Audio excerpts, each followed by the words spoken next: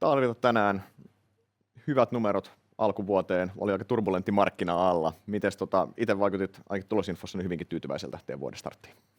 No joo, mun mielestä meillä oli ensimmäinen kvartaali, niin oli perittäinkin hyvä suhteessa markkinaa. Oikeastaan lähestulkoon kaikki tunnusluvut kuitenkin kehittyi positiivisesti suhteessa vertailukauteen ja erityisesti strategia etenee erittäin hyvin ja vauhdikkaasti.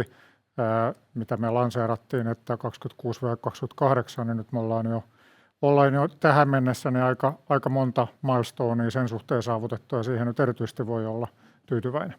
Kyllä. Ja sitten nämä teidän jatkuvat tuotothan oli hyvässä kasvussa siellä ja Kyllä. Tämä jatkuviin tuottoihin pohjautuva tulos kuitenkin, mikä on tässä bisneksessä se arvokkain tulos, niin se myös meni oikeaan suuntaan siellä. Juuri näin.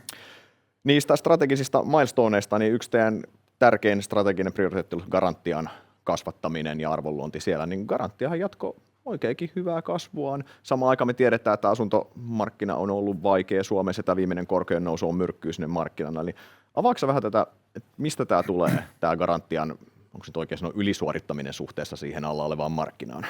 No kyllä se tulee siis siitä Garantian tiimin erinomaisesta työstä. Sitä mä oon koittanut aiemminkin sanoa, mutta nyt se näkyy kyllä niin kuin luvuissakin, että se tunnettuuden parantaminen, mitä on tehty toisaalta ihan siis markkinoinnin kautta, mutta toisaalta mitä se tiimi siellä tekee asiakkaiden kanssa, on aktiivisempi asiakkaiden kanssa, käy tapaamassa niitä ja rakentaa niitä keissejä yhdessä asiakkaiden kanssa ja suhteita asiakkaisiin, niin kyllä mä sanoisin, että se on se avainasia sen kasvun takana niin kuin tällä hetkellä. Toki siellä on sitten tiettyjä myös niin kuin regulatorisia asioita, jotka on vaikuttanut erityisesti nyt siellä niin kuin lainatakauspuolella, jotka on sitten niin kuin ohjaa sitä kysyntään Garantian tyyppisille toimijoille. Niin se on siellä toinen, mutta kyllä mä sanoisin, että kyllä sitä iso ansio kuuluu myös niin kuin Garantian ihan omalle tiimille ja omalle tekemiselle. Taisitte sanoa, että Garantialla on joka 8. asuntolaina Suomessa on Garantian täytyy takaamaan. Niin missä vaiheessa se markkinaosuus alkaa jarruttaa kasvua? Siinä ollaanko niin lähelläkään semmoisia pisteitä? Se on tosi vaikea sanoa, mutta tietysti se on myös niin kuin jakelukumppanuuksista kiinni, että meillähän ei tietenkään ole kaikkia kumppaneita vielä ja markkinoilla on muitakin toimijoita, että se on tietysti yksi, joka nostaa sitä luontaisesti.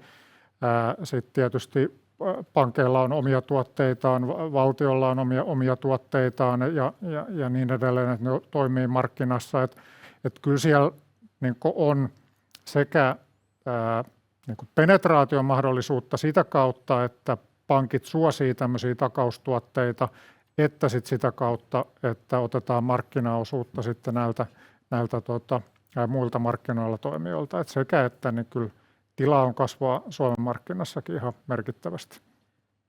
Sitten strategian etenemisessä pääomarahastoihin lanseerasitte 2 uutta strategiaa vuoden vaihteessa. Se lupasi, että jos ei 26 aikana tule yhtäkään strategiaa, niin sä oot pettynyt, niin alkuvuonna sitten 2 lanseerasitte. Aloitetaan Nordic Science Investistä, eli menette tuonne syvälle venture cap päähän sinne hyvin alkuvaiheeseen. Avaatko vähän minkälaisen yrityksen tai 51% tästä yrityksestä niin te ostitte? Joo, siis Nordic Science Investmentsissä on se, mikä siitä erityisesti meitä laittoi kiinnostumaan, niin se on erittäin hyvä ja kokenut tiimi juuri tähän liiketoimintaan ja tähän kapeeseen niche-markkinaan, jossa he toimivat. Tiimihän tässä on tietysti niin kuin kaikki kaikessa ja siellä on erittäin hyvä ja osaava tiimi. Toimii 3 markkinalla tällä hetkellä, on jo siis kansainvälistä niin kuin toimintaa ja me nähdään keskusteluihinkin pohjautua meidän asiakkaiden kanssa, että tämän tyyppiselle tuotteelle on hyvä kysyntä ja uskotaan, että totta kai sen takia me tähän mennään, että tässä on selkeitä kasvattamisen, skaalaamisen mahdollisuuksia ja edelleen kansainvälistymisen mahdollisuuksia sitten seuraavissa rahastoissa. Että se on se, mikä tästä tekee meille mielenkiintoisen ja houkuttelevan. Ja totta kai tämä yhdistyminen on myös NSI:lle houkutteleva, että siihen tarvitaan tietysti molemmat. Ja tällä kertaa nyt sitten niin molemmat näki, että tämä yhdistyminen nyt sitten tässä tapauksessa että, hyödyttää molempia niin paljon, että tämä kannattaa tehdä. Niin, se on sanomattakin selvää, että niin tiedotteessakin toki printtasitte silloin, että haluatte lähteä skaalaamaan tätä bisnestä. Kyllä. Sitä vartenhan näitä hankitaan. Heillä on se ensimmäinen rahasto, oliko 45 miljoonaa, jos ulkomuistamista oikein. Se on pari vuotta sitten tullut markkinalle, ja nyt sitten kun saatte kaupan tässä toivottavasti piakkoin maaliin myös finanssivalvonnan osalta, niin sitten lähdette varmaan aika pian seuraavaa rahastoa keräämään, eikö näin? Ja sen olisi tarkoitus olla isompi sitten. No juuri näin. Mitään tarkkaa aikataulua ei ole luvattu, mutta he ovat tehneet siitä nykyisestä rahastostaan yli 20 sijoitusta jo, tai yli 20 yhtiön ja sitten joitain jatkosijoituksiakin, ja ovat hyvässä vauhdissa sen rahaston niin implementoinnissa ja eksekuuttaamisessa, niin eiköhän me sitten kohta jossain vaiheessa päästä sitten julkistamaan seuraavaakin fundin aloitusta. Sitten se toinen uusi tuotealue, private credit, ollut viime aikoina toimialana ei niin maarittelevissa uutisotsikoissa tässä tuolta Atlantin toiselta puolelta, kun on ollut vähän hässäkkää markkinassa, mutta nyt tuutte tähän pohjoismaiseen markkinaan private creditillä mukaan. Teille ei vielä, te ette tiimistä vielä kertonut tässä, eli ollaan hyvin alkuvaiheessa. Tässäkin totta kai idea lähtee varmasti rakentaa tiimiä ja lähtee sitä skaalaamaan, mutta avaat se vähän, että miksi tähän ja millä askelmerkeillä nyt mennään? No oikeastaan just, no tietysti siinä on niin tietyt niin parametrit, jotka meidän mielestä meillä on niin kohdallaan. No ensinnäkin se, että on nyt hyvä ymmärtää siitä markkinasta se, että juuri niin kuin itsekin sanoit, niin tämä niin tavallaan tämä heilunta siellä markkinassa, niin se on Yhdysvaltoihin liitännäinen. Siellä on tiettyjä asioita, siellä on niin kuin laitettu evergreen, eli likvideitä rakenteita epälikvidien assettien päälle, niin kuin Suomessakin tietyissä omaisuusluokissa on tehty. Siellä on rahoitettu semmoisia liiketoimintoja, jotka on nyt AI-disruption alla voimakkaasti, ja siellä on niin paljon ollut tarjontaa, että kysyntä ei ole pysynyt mukana, jolloin sitten riskituottoprofiilit on mennyt vähän niin kuin vinoon, mutta mikäänhän niistä ei ole sellaisessa asennossa täällä Euroopassa eikä varsinkaan täällä Pohjois-Euroopassa, että siellä me nähtiin selkeä mahdollisuus. Taas kerran meidän niin kuin asiakkaiden kautta nähdään selkeä kysyntä. Vuosi 2 sitten paljon eurooppalaisiakin sijoittajia sijoitti Yhdysvaltain markkinaan. Nyt erilaisista tilastoista näkee, että tietysti kun sieltä nyt sitten on ollut vähän negatiivisempaa kehitystä, niin pääomavirrat menee toiseen suuntaan, niin se on niin kuin se markkinatekijä, joka siellä ajaa. Sitten me nähtiin toisaalta, että meillä on mahdollisuus saada hyvä tiimi, vaikka me nyt vielä sitä julkistettukaan, senioritiimi Suomeen, Ruotsiin, jolla on pitkäaikainen kokemus, yhteinen kokemus ja historia tästä liiketoiminnasta. Me nähdään, että meillä on hyvä pääsy deal flowhun meidän muiden liiketoimintojen kautta. Ja nämä asiat kun laittaa yhteen, niin me nähtiin, että siinä on meille sellainen mahdollisuus, joka meidän kannattaa nyt niin kuin hyödyntää ja lähtee sitä sitten tulevaisuudessa kehittämään. Se, miksi me tultiin ulos sen kanssa, on sitten toisaalta se, että nyt me pystytään sitten aktiivisesti käymään sitä keskustelua sitten meidän asiakkaiden kanssa ja sitten senkin pohjalta sitten lopullisesti määrittelemään sitä strategiaa, jolla me sitten edetään. Tiedotteessahan te tästä sanoo, että palaatte asiaan sitten vuoden toisella puoliskolla. Joo, kyllä, näin on. No sitten se teidän strategiakauden tärkein yksittäinen hanke, uskallan väittää, eli SolarWind 4 varainkeruu. Ilmoititte nyt, että olette alkanut valmistella varainkeruuta, tarkoittanee sitä, että pääsette jossain vaiheessa mahdollisesti vuoden jälkipuoliskolla jo siinä eteenpäin. Niin voiko sä kuvailla vähän sitä varainkeruu-ympäristöä nyt, jos verrataan siihen aiempaan SolarWind 3. Silloin korot oli just noussut, silloin tavallaan se vaihtoehtoisten buumi kääntyi huomattavan heikoksi. Nyt taas toisaalta se vaihtoehto silloin edelleen vaikea, mutta tilanne ei ehkä ihan niin paha. Samaan aikaan Euroopassa on taas saatu muistutus siitä, että energiaomavaraisuus olisi ihan positiivinen asia täälläkin. Niin miten sä näet, mistä asetelmista tässä lähdetään? Se on aika hyvin. No ensiksi täytyy tuohon alkuun sanoa, että tietysti garantiakehitys on myös niin kuin meille niin kuin se iso liiveri tämän lisäksi, mutta sä aika hyvin kuvasit jo oikeastaan tyhjensi pajatson niitä kaikki eri liikkuvilla komponenteilla, joita siellä markkinassa on, ja tuosta se tietyllä tavalla se markkinakuvakin muodostuu, että onhan se vähän mixed, jos sen niin muotoilee, että just niin kuin sanot, niin ehkä Toki fundraising-markkina oli silloinkin vaikea, ei se nytkään helppo ole, mutta kyllähän siellä on nähtävissä, että pääomat liikkuu nyt eri tavalla, varsinkin kansainväliset pääomat. Suomessa me ollaan vielä vähän jotenkin jälkijunassa siihen, mutta varsinkin niin kuin kansainväliset pääomat pyörii jo eri tavalla. Toki taas kun katsotaan tilastoja, niin fundraising-aktiviteetti on vielä alempana tasolla, mitä parhaimpina vuosina on, mutta ehkä sielläkin nyt sitten tämä transaktioaktiviteetin lisääntyminen niin sitten ruokkii sitä, että siinäkin voi niin kuin olla positiivinen ja optimistinen sen suhteen. Sitten taas jos katsoo Suomen markkinaa, niin totta on tietysti se, että ja jos nyt, kun me helposti katsotaan sitä retail-markkinaa niin kuin tavallaan yksilöinä, niin retail-markkinassa niin totta kai tarjonta on lisääntynyt aivan eri tavalla kuin joskus 5 vuotta sitten, että se on ihan eri markkina, mutta senkin takia niin aikanaan tietysti Taaleri päätyi näihin omiin ratkaisuihinsa sitten tämän varainhoidon myynnin suhteen ja niin edelleen. Se on ehkä, niin kuin, siellä on ehkä isoin niin kuin tavallaan tarjonnassa näkyvä muutos on tapahtunut siellä päässä. Että nythän jokaisella on mahdollisuus sijoittaa käytännössä alternatiiveihin jotain kautta, toisin kuin joskus 5 vuotta sitten. Mutta sitten taas instituutiopäässä, niin ei se tilanne siellä ole niin radikaalisti muuttunut, että heillä on samat mahdollisuudet oli jo 5 vuotta sitten ja 3 vuotta sitten kuin tänäkin päivänä. Ja siellä se kenttä sitten taas on edelleen niin kuin tavallaan omaisuusluokkien välillä, tuottohistorian välillä ja tiimien välillä. Ja se kenttä noin niin kuin isossa kuvassa niin ei ole sinällään muuttunut miksikään. Ja me tietysti uskotaan, että me ollaan siinä, varsinkin siellä instituutiopäässä, niin ollaan hyvässä asemassa näiden kolmen tekijän kautta. Just näin, ja onhan toi ylipäänsä se Euroopan energiamarkkinan tilanne, mihin siellä Alus viittasi, niin sehän on sektori, mikä ainakin mun käsityksen mukaan vetää edelleen pääomia kuitenkin, no, että sijoittajat haluaa olla mukana siellä. Juuri näin, ja sitten toisaalta, jos katsoo historiaa, niin aina kun on ollut joku tämmöinen energiakriisi, niin kansainväliset pääomavirrat on aina silloin kääntynyt enemmän niin kuin uusiutuvien investointeihin. Aika tulee näyttää, että tuleeko nyt sitten tässä energiakriisissä niin tapahtumaan samalla tavalla.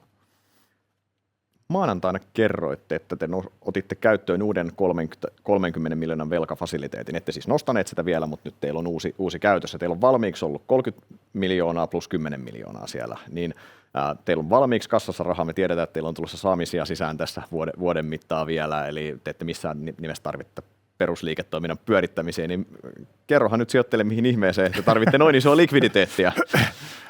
No, niin, kuten me sanottiin, niin se on tietysti tavallaan vahvistettiin nimenomaan meidän likviditeettiä sen takia, että jos meillä tulee mahdollisuuksia eteen, niin sitten se ei ainakaan jää siitä kiinni, että meillä ei olisi niin kuin olemassa olevia commitmentteja, joita me voidaan käyttää. Mutta niin kuin nyt tietysti meidän strategia-implementoinnistakin näkee, niin meillä on kova kellotaajuus ja paljon erilaisia aloitteita meneillään ja sitten kun meillä tulee mahdollisuuksia, niin me halutaan, että meillä on sit likviditeetti ja pääomarakenne semmoisessa kunnossa, että sit me pystytään tarttumaan niihin mahdollisuuksiin, kun semmoisia tulee. Nythän me ollaan, kun taas muistellaan vähän, niin me ollaan Renkaassa tehty, me ollaan nämä kaksi uutta strategiaa tehty, me ollaan Garantiassa tehty paljon asioita, me tehtiin Suomen suurin rahasto energiapuolella ja niin edelleen, että vauhti on kova ja sitä varten me tarvitaan sitten me tase kuntoon, että se ei tule rajoittaa meidän tekemisiä sitten sen edistämisen suhteen. No, siellä on ainakin liikkumavaraa nyt taseen puolella. Käydään tuo Joensuun bioelastomon keissi vielä läpi. Se tuossa alkuvuoden aikana ilmoitti, että se meni konkurssiin ja siitä teille tuli pienet alaskirjaukset tuossa. Se oli teille pieni oman taseen sijoitus siinä ja hallintointipalkkiosaamisia näin. Se ei sinänsä teidän taseeseen, se vaikutus on pilkun väärällä puolella. Se ei ole se juttu, mutta miten sä näet, että tämä vaikuttaa tämän bioteollisuustiimin näkyviin, nyt kun tämä hanke, mikä olisi kuitenkin ollut kiistämättä varmaan oikeinkin hyvä työnäyte sinne, niin se nyt ei se pääty mihin päätynyt. Joo, no ensinnäkin siis hyvä muistuttaa, että se ei tietenkään ole nyt, se ei ollut tämän bioteollisuusrahaston sijoitus, vaan se oli erillinen hankekokonaisuus. Joo, se helposti tavallaan imagollisesti laitetaan samaan niin salkkuun, mutta hyvä muistaa, että ne on kaksi erillistä asiaa. No nythän tietysti kaikki on niin kuin aina rahastoliiketoiminnassa niin kiinni siitä, että miten nyt sitten tämä ykkösrahaston sijoitukset kehittyy, miten sen arvo kehittyy ja miten niiden sijoitusten arvonluonnissa niin kuin onnistutaan.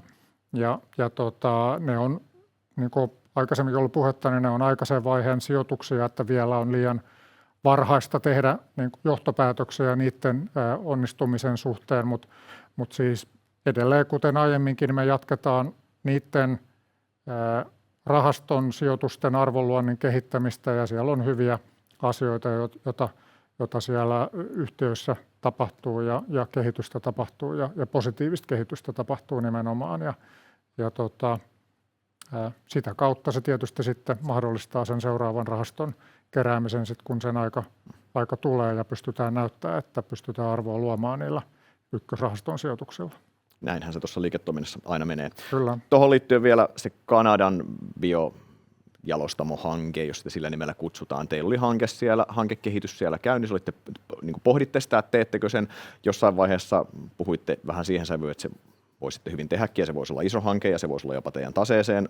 Osa siitä ihan merkittävä. Ja nyt te sitten päätitte, että siellä ei edetä, niin nämä totta kai linkittyy keskenään, mutta käykö vielä läpi niin kuin tiivistetysti, että mikä oli se lopullinen päätös, että ei edetä tässä?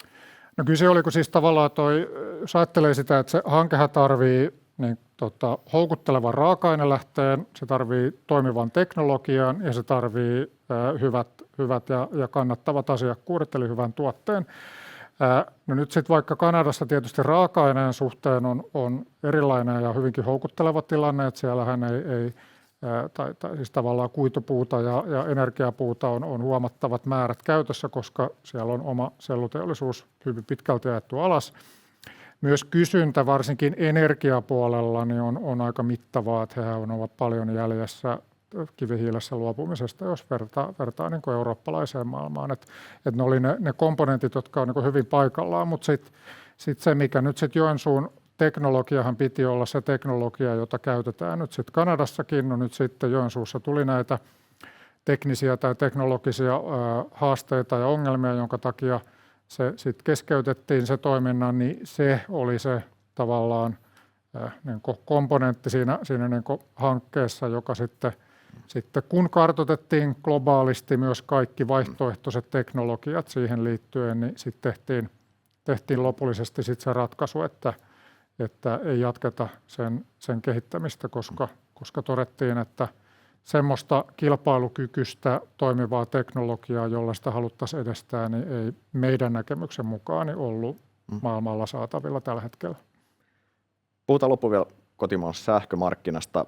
Teidän vanhat tuulirahastot, mitä te olette pidempään jo ollut exit-moodissa, teillä on niissä luokkaa 20 miljoonan saamiset, eli todella merkittävä teidän kannalta. Te olette puhunut, että edelleen sanoitte näkymissä, että tavoite on tänä vuonna irtaantua näistä rahastoista.